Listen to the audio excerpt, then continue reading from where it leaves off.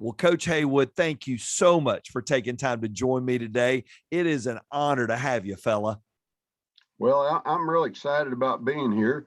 When you called, I heard about you, and as soon as you mentioned Marlin, I said this could be a fun time. It could go one way, it could go one way or another, and I'm taking the fun route. Exactly. I'm taking the fun route. You have been voted USA Today Coach of the Year. You've won 7 state titles, National Coach of the Year, all-time wins leader, Kentucky Athletic Hall of Fame. When you began in coaching, did you ever dream all that would be said about you? Well, obviously, no. I had some pretty good goals. I've always been goal oriented, and I tell the story sometimes at clinics and leadership conferences that you do need to have goals. And I was a young guy, and I remember taking a class, a master's class, where they wanted you to write personal goals. And I may have been coaching a couple of years at that time, and I wrote down a goal that said I'd like to win 5 state championships. That was one of my goals. And at the time, anyone that would have read that would have said, "Hey, man, what are you talking about? Most people just like to win 1, and you're putting down you want to win 5." And I always believe in thinking big thoughts. And I'll just share that with you a minute, because I think that we were created to think big thoughts. I've always thought there's a lot of big thinkers out there. We hear of Aristotle and Plato and Einstein and all these people that have these great ideas and big thoughts, but where do these thoughts come from? And I think they come from our Creator, because He's the biggest thinker of all time. He put all this together, the universe and us and all these things, and He's got these great big plans for us.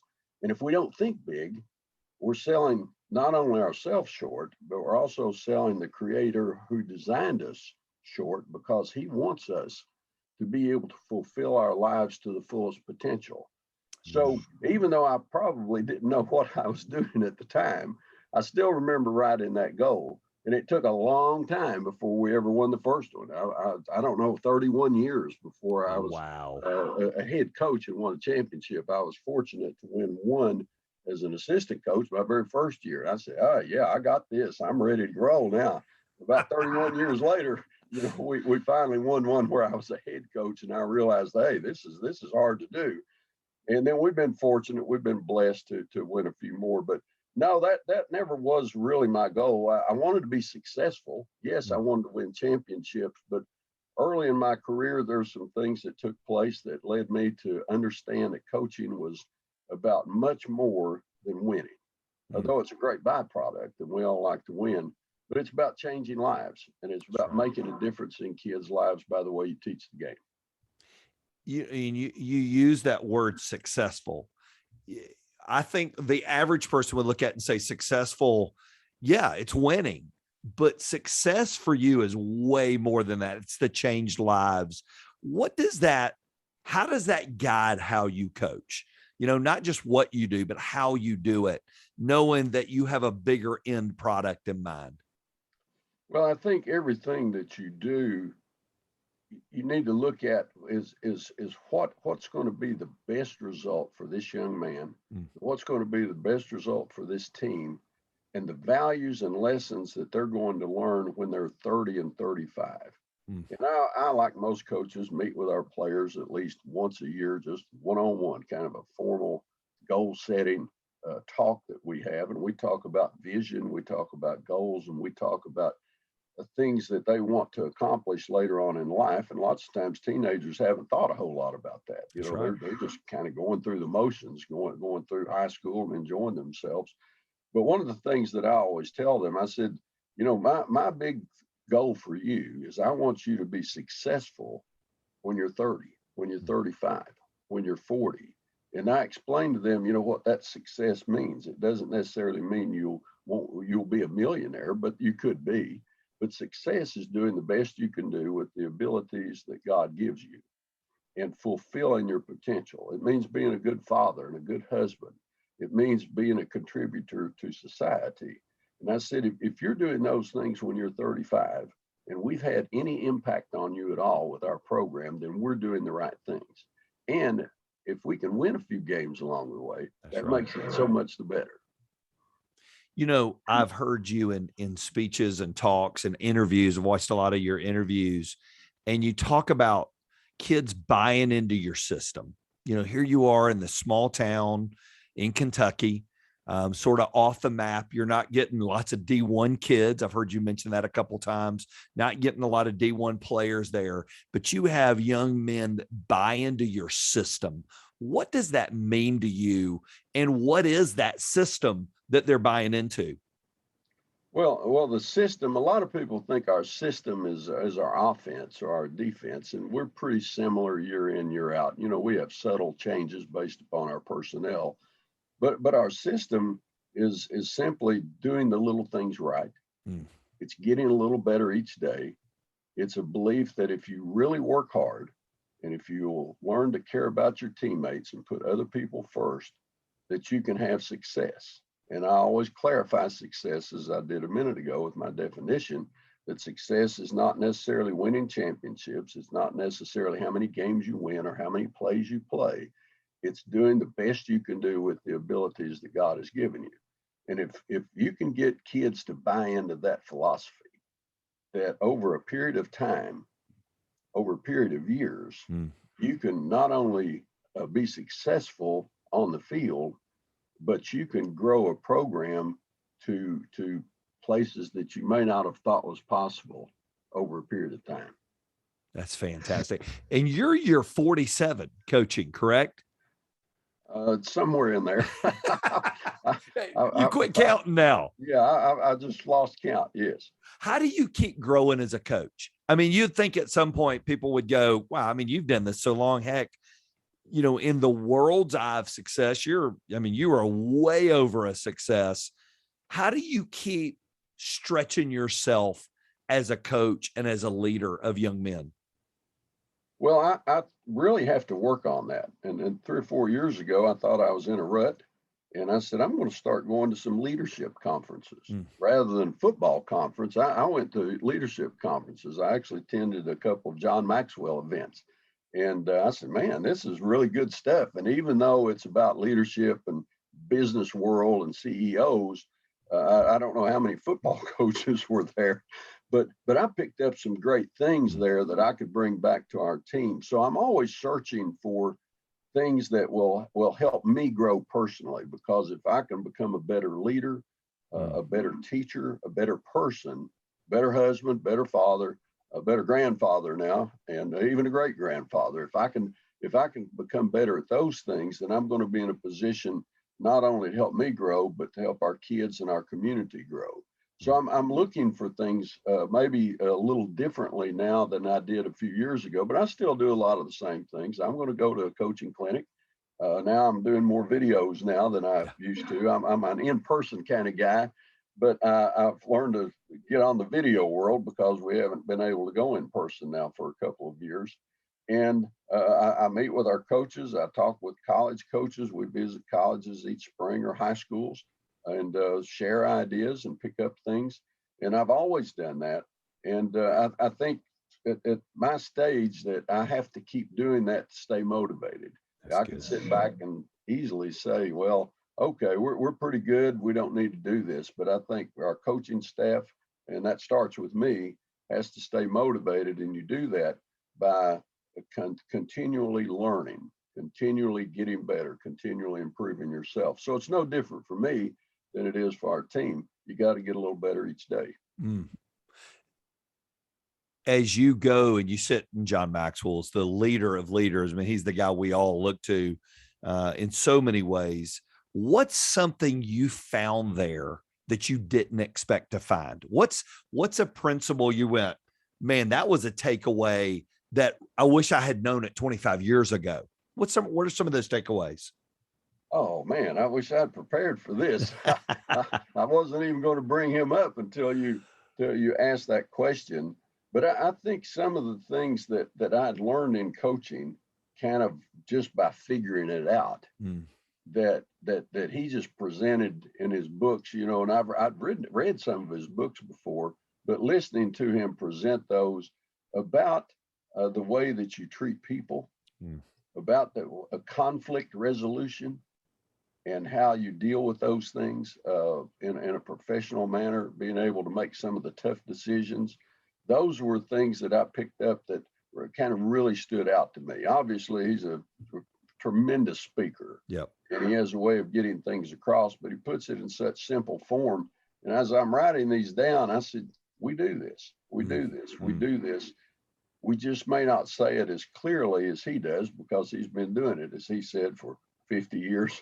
And he's had a lot more practice probably putting into words than we do. But, treating other people right, that's one of the biggest things that he says.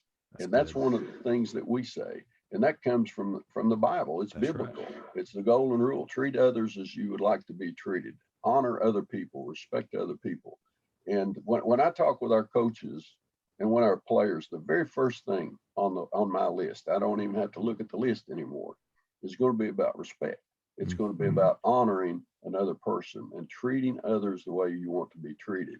And, when you're dealing in the world of high school football or any level of football, and you've got testosterone, a lot of it, it's not always going to happen that way. No, that's right. They're going to think of themselves first rather than the other.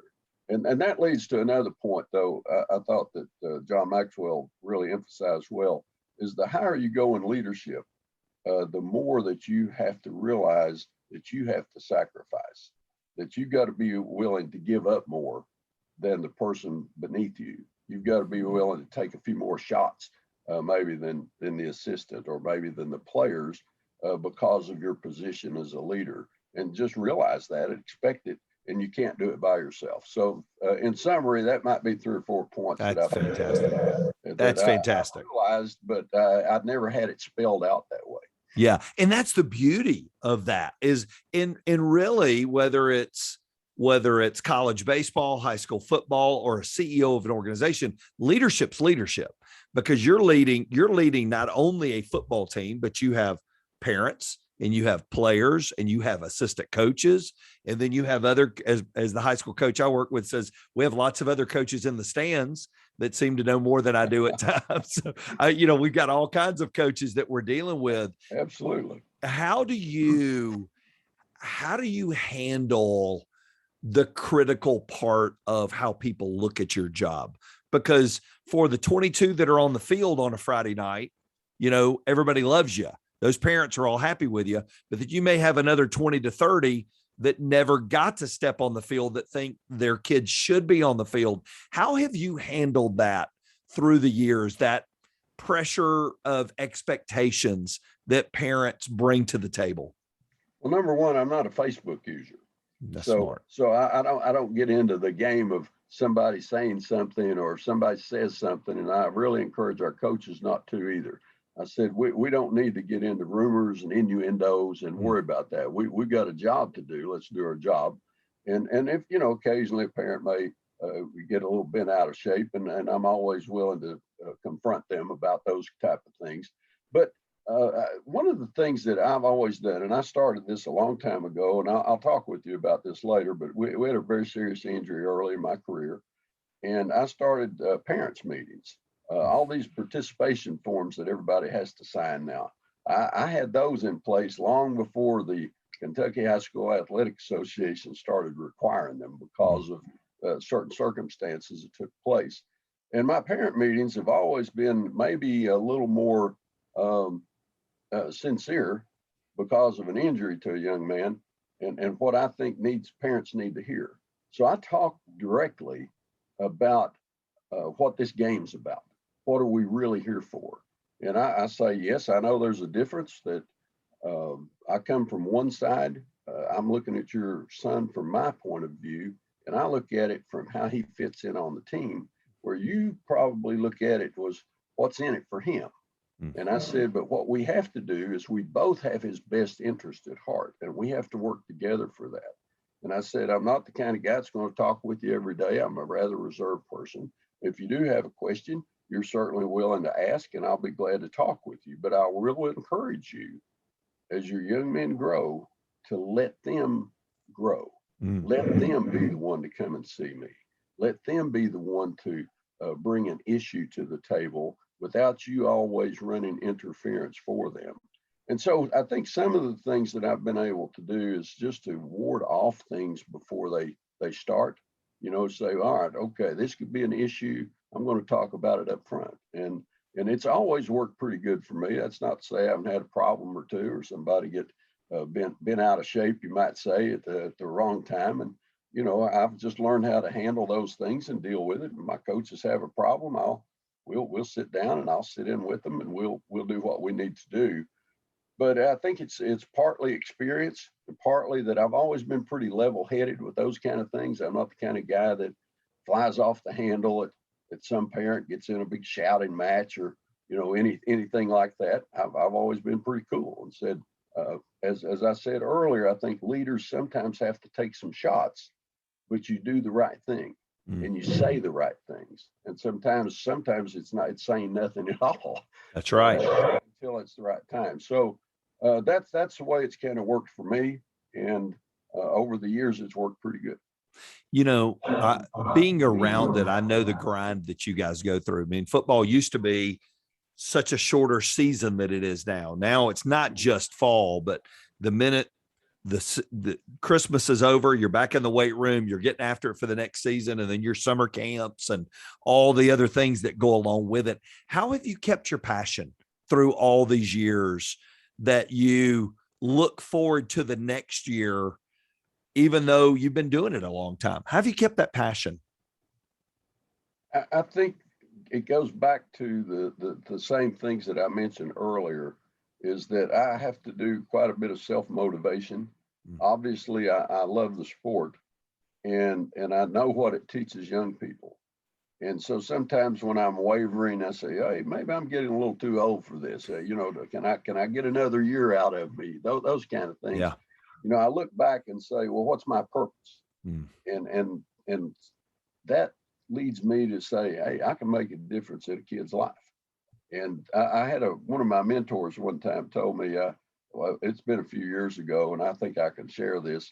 I had a couple of coaches retiring, and we'd been together a long time, and I knew the next year was going to be a tough year. And I said, I've got enough years in, maybe I ought to just get out of there.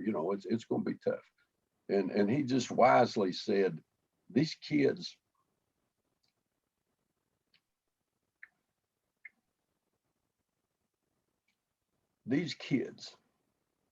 may need you more this year than any other year. And that's always stuck with me. You don't stay as long as you have where you've been at Belfry. And I've heard a lot of interviews with you, and you constantly mention your players and your coaches. When the reporter comes up to you after a state championship game or a big win against a rival, and they said, tell me, Coach Haywood, about the game. And you say, well, I mean, we wouldn't be here without my players and coaches. How have you been able to keep yourself from not being the center of attention and making it all about you and remembering? And you said this in one of your interviews, I didn't make any tackles tonight. I didn't make any plays. How have you kept that reminder to not let them, and we're going to talk about our faith here in a second, not let pride slip in where you begin to pat yourself on the back? How have you been able to do that? Well, I think sometimes your wife can keep you pretty grounded. Amen to that. When you come home, they can put you in a place in a heartbeat. But in all seriousness, I've always believed. I believe what I say, and if I'm going to preach things to my team, I have to believe what I'm saying. And I think that may be one of the keys to my success, is that I do believe what I say, and I practice what I say to our team, that you have to put others first. And it's not about me. It's not about you. It's about us. And I say that frequently after games.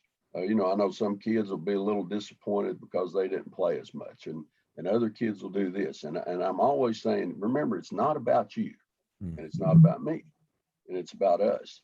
And I guess I've just said that so much that it's very easy for me to, compliment our team, compliment our coaches, because I know how much they do.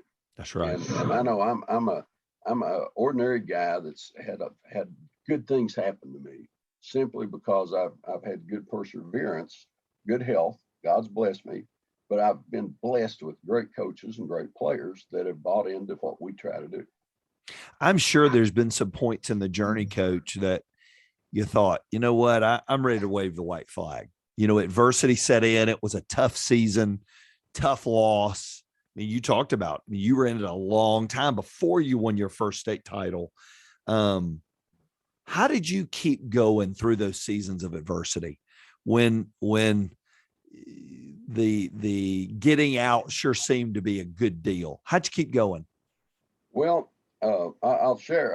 We have our devotions on Friday morning.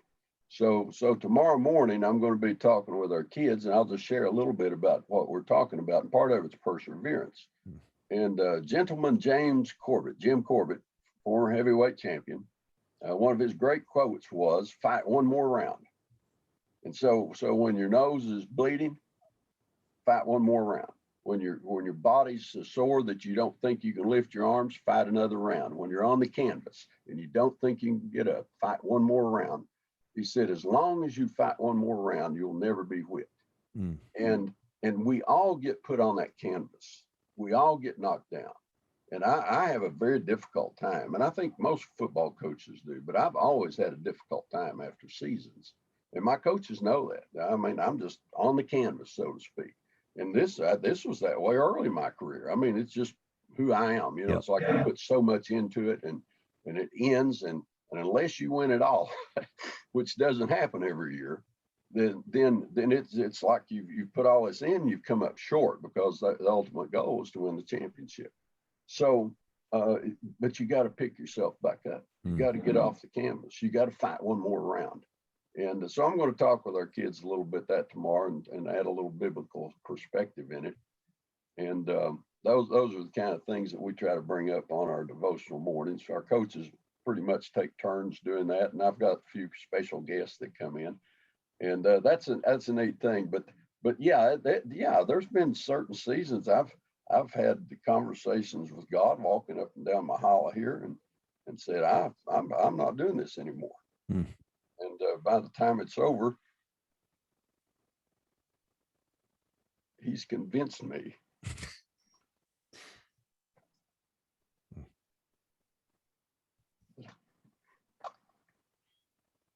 Excuse me, man. You're good.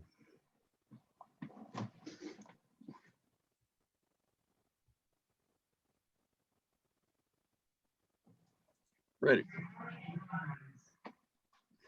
But it's almost that I kind of work through it, and he works through it with me, and I get to the point where I'm ready. I'm ready to go again. I'll do what you want. He's patient, isn't he? You know, when scripture says he's long suffering, I think he had us in mind with that word long suffering, that he puts up with us and gives us some grace, doesn't he? Yeah, absolutely. That's so good. You have not only been coaching a long time, you've been married and raised a family while coaching. As you look back now in the rearview mirror, how have you been able to marry those two things of keeping a strong family with your girls and your precious wife, Linda? How have you been able to do that, Coach? What are some tips you might be able to give a young coach looking back on your journey? Well, sometimes I think it's more about them doing it than me, because I'm just gone a lot. And I still remember Linda's grew up in a family that was kind of non-sports oriented. So I explained to her that this is what I do, and I'm gone an awfully lot during the football season. I said it settles down a little in the off season, but I've still got certain hours, and I don't know if I've got hours. You just start and you come home when you're done. I think you understand that, and coaches certainly understand that. But she had a little hard time that first year. She said, "You told me, but I had no idea what it was going to be like." But I was blessed to have her by my side, because she's been right in there with me all this time. As I said, she keeps swinging too. And our girls have done the same thing. And I've asked them in the past, I said, do you feel like I neglected you? Did I not spend enough time with you? And they both said, no, Dad, you were fine. and maybe they didn't have a dad home at 5 o'clock every day, but we still managed to do things together, and still have great relationships with them and our grandkids and things like that. So it's been good, but it wasn't just me, it wasn't just them. It was a family affair. It was everyone working together as a team. As you look back on your journey in coaching, is there anything you'd do different? Looking back, if you could go back to young Coach Haywood, cranking up. I know you started at 13 coaching little league teams. I heard that story, which is an amazing story. Anything you'd do different through the years? No, I don't think I would change a thing. If I could change something, I would say I wish I'd grown up a little sooner.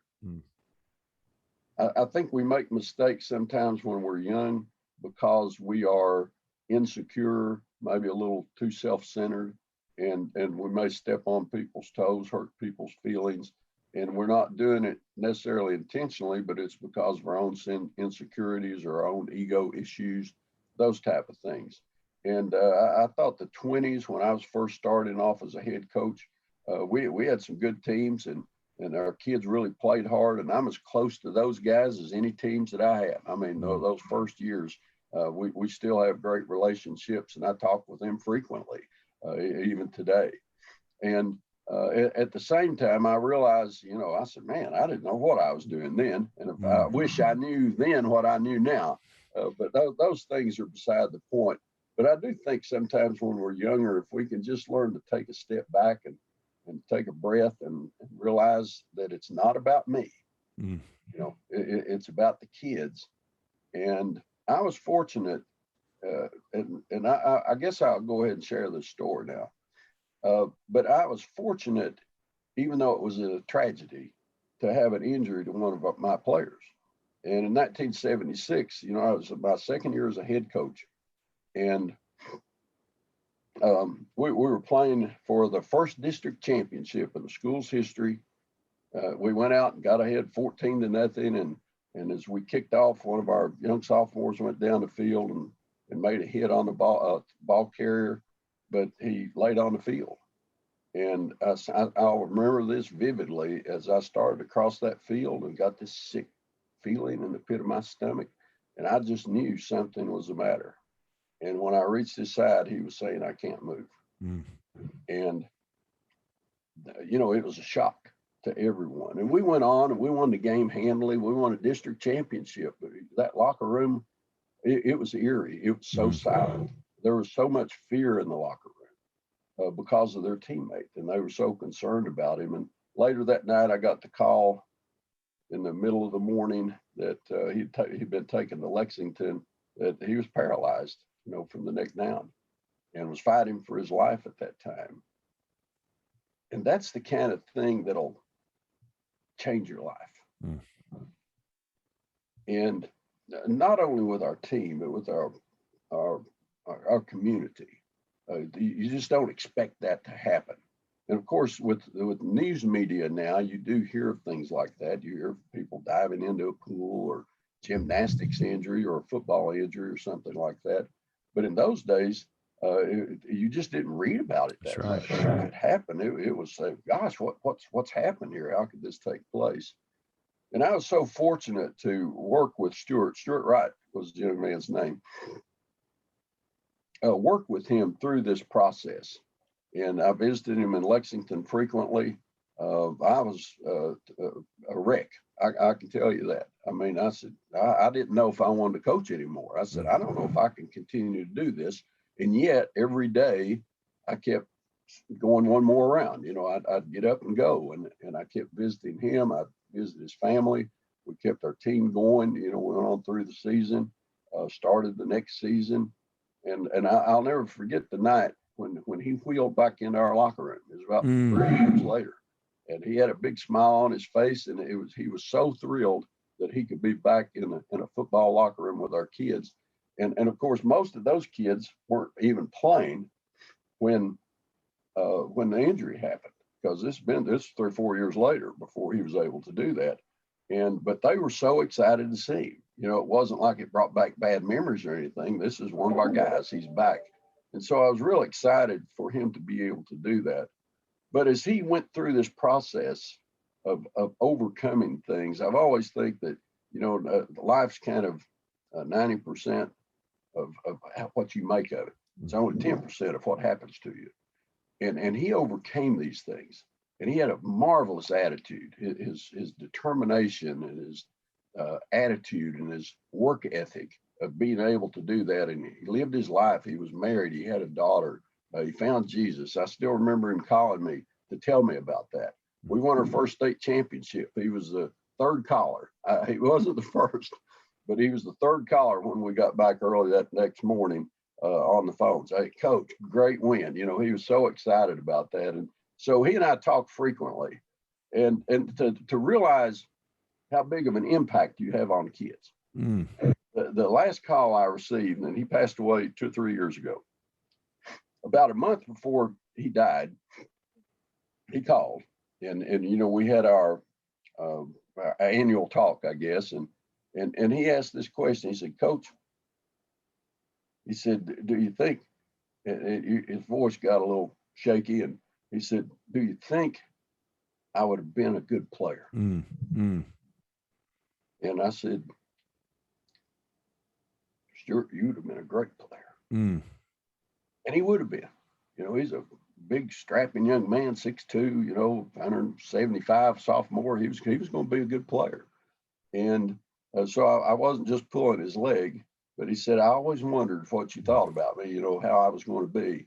And so here's a young man that's life was shortened, but he lived it out to the fullest. That's right. But even toward the end, for coaches, when you wonder, are you making a difference? Here was a young man that 40 years later, somewhere in there, 35 to 40 years later, has still got that question in his mind.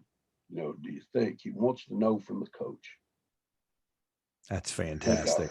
That's a powerful story, and a great reminder when you get caught up in the scoreboards and in the news clippings and the stuff that at the end of the day doesn't matter. It is that great reminder. And what I love, and a question I was thinking about when I was prepping for you, Coach, was you've coached generations now of players. I mean, these kids, when you started coaching, social media, nobody even knew what that could be. To today, kids have access to everything. Here in the state of Georgia, I mean, they transfer schools like they're in college. I mean, it's unbelievable what all goes on in the high school transfer portal. What hasn't changed about kids? We could name a bazillion things that have changed. For you as a coach, what hasn't changed about a player in 2021 from 1976? What would you say? I think kids are still kids. And I think if left alone by outside forces, there's probably not going to be a whole lot of difference. I think externally, whether it be social media, different parenting styles, there's a lot of different things, like I say, external forces out there that we get into a lot of things that maybe we didn't have as much back in the 70s or 60s when I played. We've got more entitlement now issues. And that's true not only in sports, but it's true in our country. And I'm a firm believer that you kind of work for what you get, and that you don't always get what you want. That's a part of life. And sometimes that fact is learned at an early age, and sometimes it's learned at a later age, but we don't always get exactly what we want. And learning to fight through those things and having that perseverance that I talked about earlier is one of the great lessons in life for young people. And to me, that's a big point. And that's a big difference now. As you said, kids wanting to transfer one school to another, like they're in college or the NFL or NBA, things like that. And they kind of watch what they do, and they say, well, I'm going to do the same thing, and I'm going to try to get myself in a better situation. When sometimes if you just stick it out, you'd be pretty good. There's a neat story about that too. And this came from this Chaplain book. I don't know how much time we got, but we're good, Coach. There was he was a chaplain at the University of Auburn, and I don't remember the names, but I do remember there was a 5-star quarterback that came. And somewhere during the middle of the season, He became the starter, and they won quite a few games, and he was projected, to really be good. There was a coaching change, and all of a sudden he wasn't the starter anymore. And then Cam Newton came to town as a transfer, and he was just out of the picture. And this young man had some choices to make. He could have done what a lot of people do. He could have transferred to another school. He could have gone to probably any school he wanted. He was a pretty good player, or he could stay with his teammates, work through the adversity, and become a contributor. And he decided to do that. And so the neat thing was in the national championship game, which Auburn won, when Newton was a senior and this young man was a senior as well. He caught the first touchdown pass in the game because he decided to stay with it. And that's not the end of the story. The best part of the story is that every student at Auburn, because of his popularity and the 5-star rating, and they all kind of knew who this kid was. They also knew what he did to stay there. Mm-hmm. So when he walks across the stage to get his diploma, he gets a standing ovation from his classmates because of that one thing: determination and perseverance. That's so good. And not giving up and just cutting and running because it was in his best self-interest. Mm. And so, yeah, there's been some changes. And I think it's social media. You listen to the sports shows, do this, do that, look out for yourself. But that's not, to me, that's not what really success is about, looking out for me.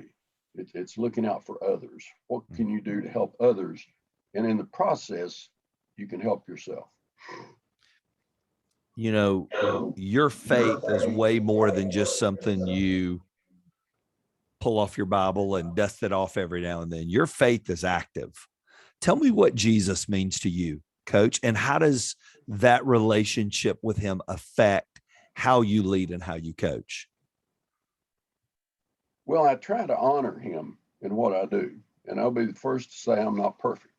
A person might watch me on the field sometimes or practice on a particularly tough day and say, "Hey, I'm not sure who this guy is," but I'll remind you and me, said, Jesus got upset a couple times too, so bear with me. Yeah. But I've got their best interest at heart, and I think we got to do what we can to motivate young people. And sometimes it takes a little sternness, and sometimes it takes a little kindness. But Jesus in my life, and going back to that 1976 episode, when I grew up, my parents went to church. They took me to church. Sometimes they drugged me to church. I wasn't all that interested, but I was an early kid, baptized, but I don't know if I was living the faith. Mm-hmm. And I wasn't necessarily a bad kid, but I probably was doing some things I shouldn't be doing. But that incident right there kind of brought me to my knees because I knew this was bigger than me. And if I was going to continue with my career and continue with my life, I was going to need something more powerful than me to get me through this. And I had a very special aunt that I spent a lot of time with from a spiritual matter. I always had. She was my godmother as well. And she kind of talked and prayed me through this. And over the years, we became very, very close. She was my Thursday night prayer partner for 39 or 40 years, I guess, until she passed away. I've had another lady that I've put in her place since then. But at some point, I had to give up my control and let Jesus take control. Mm-hmm. And that was a big point for me. And I had a player that year who was going to community college. And he said, "Coach, there's something different about you this year. You seem a lot calmer." And I said, "Mm-hmm, I am." Mm-hmm. and that was it. Because I'd finally let him take over my life. And that was through this process of a 3 or 4 year period where I was, kind of just torn up because of this injury and the after effects and dealing with all of that. Still trying to coach, still doing what I was supposed to do, following my purpose. But at the same time, I was having difficulties dealing with it. And I finally had to just let go and let him take over. And so since then, I've always had to kind of get out of God's way. that's one of my problems. And I think it's a problem for a lot of people, is that sometimes we try to do too much. We think we can fix anything, and we got to realize where we stop and where God takes over. And sometimes I think he's taking over all the time. We just need to get out of the way a little bit more, be a little more patient. What are some daily disciplines that you have to keep your mind focused, that it's not about me and it's about the impact I'm having on players with my faith is a big part of that, even though it's not something you stand up and preach about every day, but it is what you're living.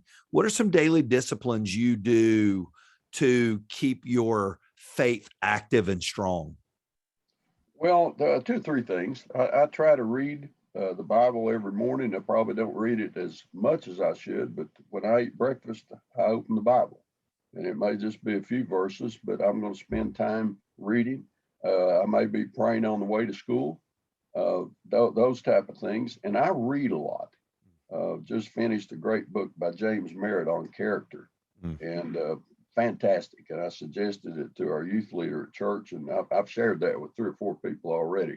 A former pastor in this area who's not here now got me a copy over the summer, and I said, man, this is good stuff. I just keep texting him. I said, this was a great chapter. And he said, yeah, it was, wasn't it? So he comes over and still does a devotion for us every now and then. So I try to read a lot, and kind of from books as well as the Bible. I probably read more books, and this might be a bad thing to say, but I'm just being honest. I probably read more books to fill in the blanks in the Bible than I do with the biblical everyday reading. I'll read a little of that. I always make some highlights, make some notes, and I'll get through a Bible and get me another one with other different notes and go through that. And that's a process. I mean, it takes a while to go through one. But I do read a lot of books. I'll read spiritual books, leadership books, and some occasionally some sports books. And when we go on bus trips, I'll pull out a Louisville Moore or Zane Grey Western and read a lot. But I am a reader, and I think those are probably the 3 things that I do. And of course, I try to go to church regularly. You know, I watched your Hall of Fame induction speech, and there'll be a day that this all comes to an end. I mean, coaching comes to an end, and there's a day for all of us that we'll close our eyes here and we'll open our eyes on the other side. I don't think there'll be anything that stands in between that. And when the day comes that Coach Philip Haywood closes his eyes here and opens his eyes there and locks eyes with his Savior for the first time, the one he's read about, the one he's taught Sunday school about, the one he's led worship about. I know you lead worship as well.